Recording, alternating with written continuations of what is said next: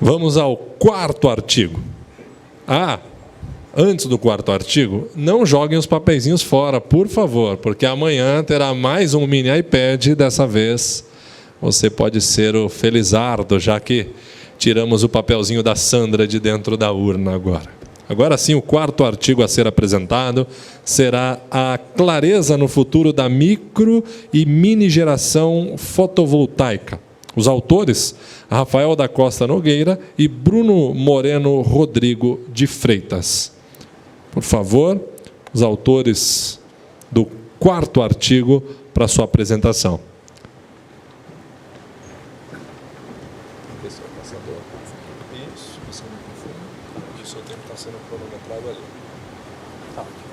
Bom, boa tarde. Eu gostaria de agradecer a presença de todos e também gostaria de agradecer ao Instituto Acende Brasil pela oportunidade de estar aqui fazendo a apresentação. Fiquei um pouco nervoso agora com o iPad.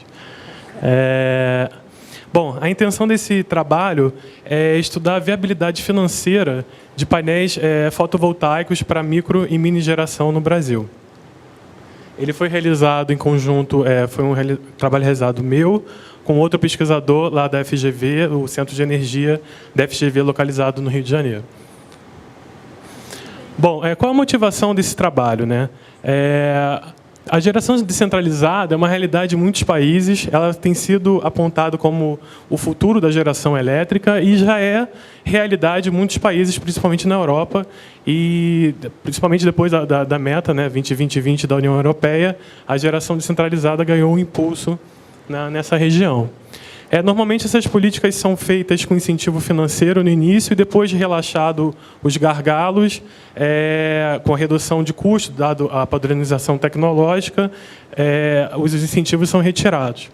Aqui no Brasil, nós demos o primeiro passo, que é o arcabouço regulatório com a resolução normativa 482 da ANEEL.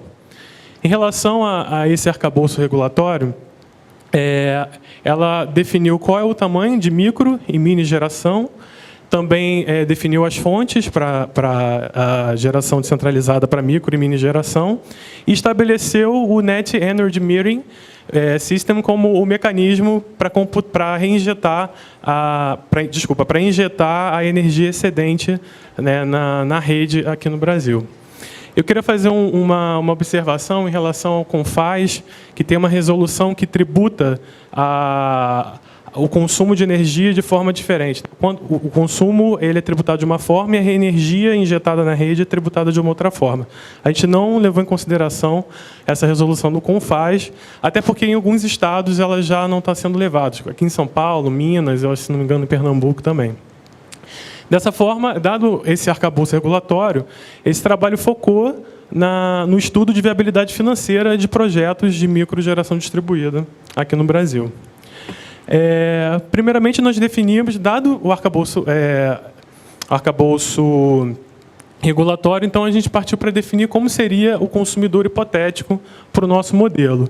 Definimos um consumidor de classe média alta, com um consumo mensal de aproximadamente 500 kW por mês, e definimos 4 cidades, que eu vou explicar por que são essas 4 cidades mais à frente, que foi São Paulo, Curitiba, Campinas e Rio de Janeiro. Com os dados técnicos de irradiação solar nessas 4 cidades e de dimensionamento de um sistema, nós definimos qual seria o tamanho e o montante consumido por ele por mês, que é de 500 kW por mês. Nós definimos o investimento inicial para esse tipo de consumidor hipotético, que oscila na casa dos R$40 mil hoje em dia. Então, e varia de acordo com a cidade, porque você tem questões de irradiação solar. Dado o arcabouço regulatório, dado o consumidor hipotético que nós já definimos, então partimos para um estudo de viabilidade financeira de fato de um projeto de micro e mini geração fotovoltaica, no caso mini, né? Qual foi a nossa metodologia? A gente fez nós avaliamos se era viável ou não através de um índice de lucratividade e fizemos isso com fluxo de caixa descontado.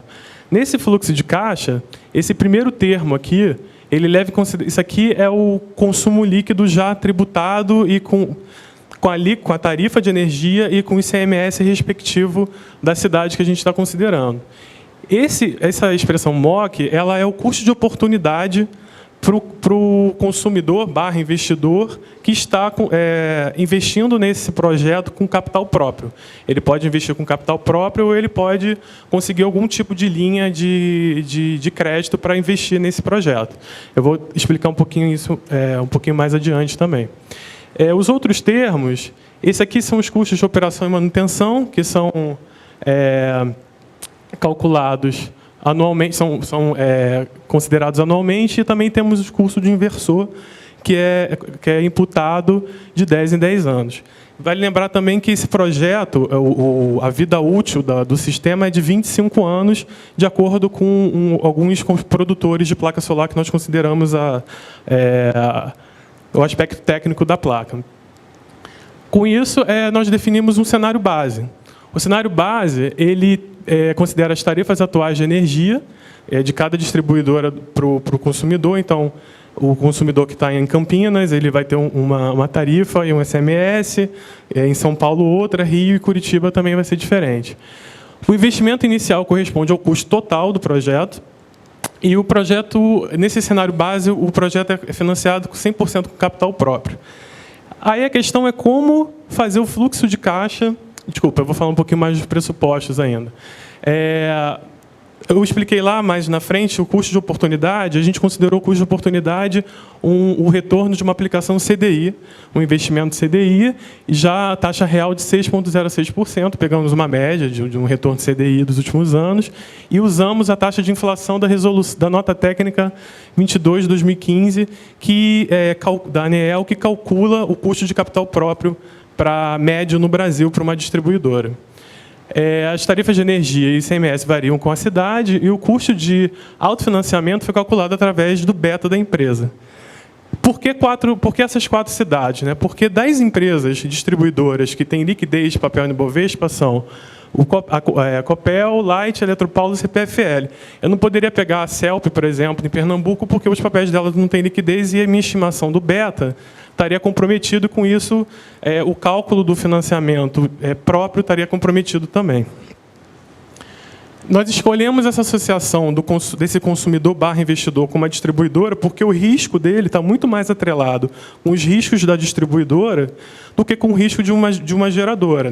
Apesar dele ser um gerador, o risco de ter algum problema, sombreamento, problemas no grid onde ele está estabelecido, está muito mais relacionado com os riscos da distribuidora do que de uma geradora.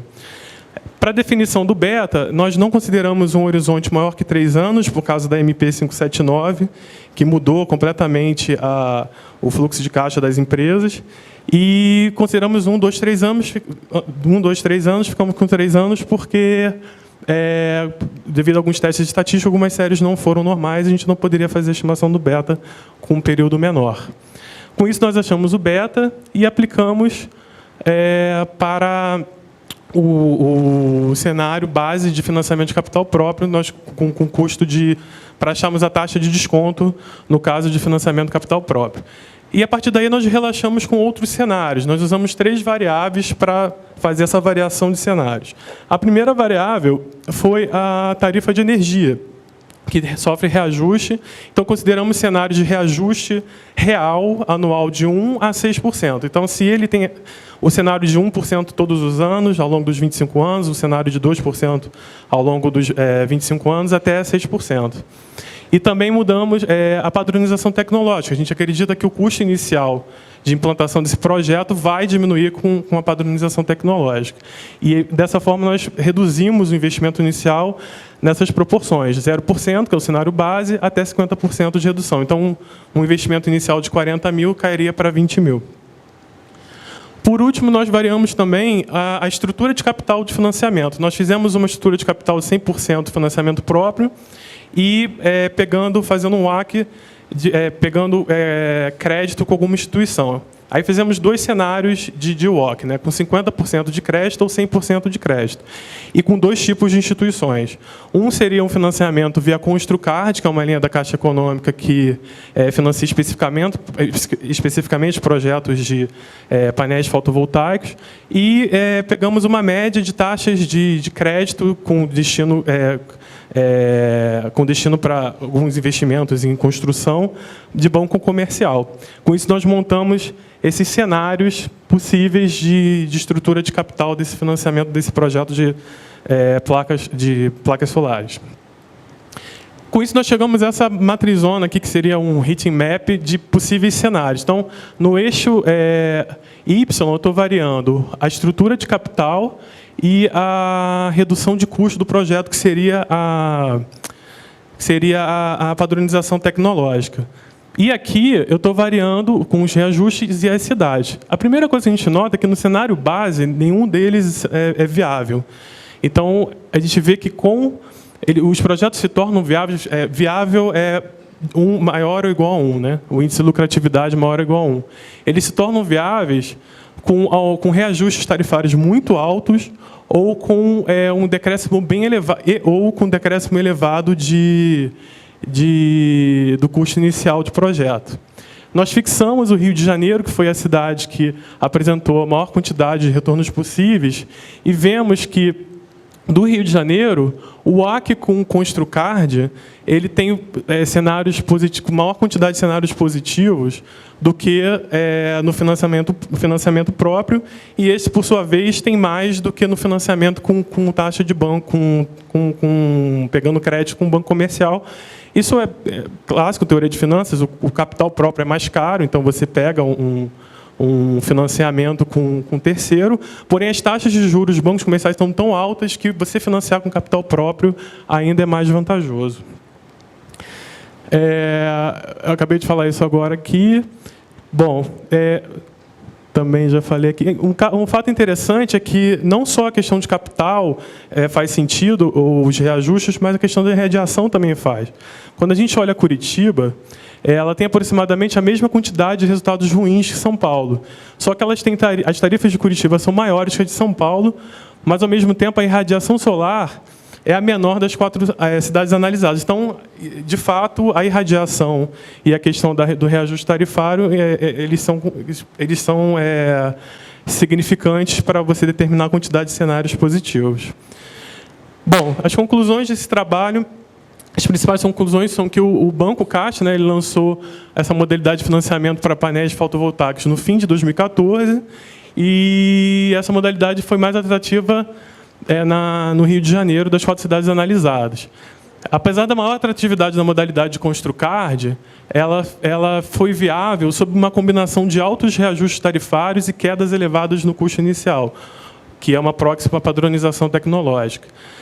O baixo número de resultados viáveis financeiramente questiona se os atuais incentivos são suficientes para a disseminação do uso de sistemas fotovoltaicos de pequena escala no Brasil. A gente leva em consideração que isso vai ser o futuro do Brasil, uma questão de tempo, mas esse tempo ele tem que ser, pode demorar ainda mais se você não tiver esses incentivos no curto prazo, incentivos financeiros para o financiamento desse tipo de sistema. Outra coisa também é que a gente usou um consumidor hipotético, classe B1, com um consumo de 500 kW por mês. Ele não é muito realístico por causa do Brasil. Se considerarmos um consumidor que tem um consumo mensal menor que isso, a atratividade do projeto é ainda menor. Então, essa disseminação que a gente prega, a gente tem que questionar esse tipo de afirmação. E as variáveis sujeitas à interferência direta do governo são a redução do custo inicial do projeto, via subsídios, e as taxas de juros diferenciadas para financiamento do equipamento. Bom, obrigado. Essa foi a apresentação.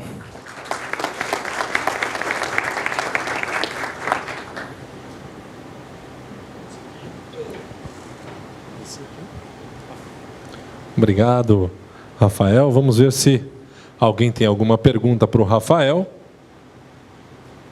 Não? Muito obrigado, então, Rafael. Peraí. O Cláudio quer fazer uma pergunta. Olhando aqueles cenários naquela matrizona, tem vermelho demais para o meu gosto, né?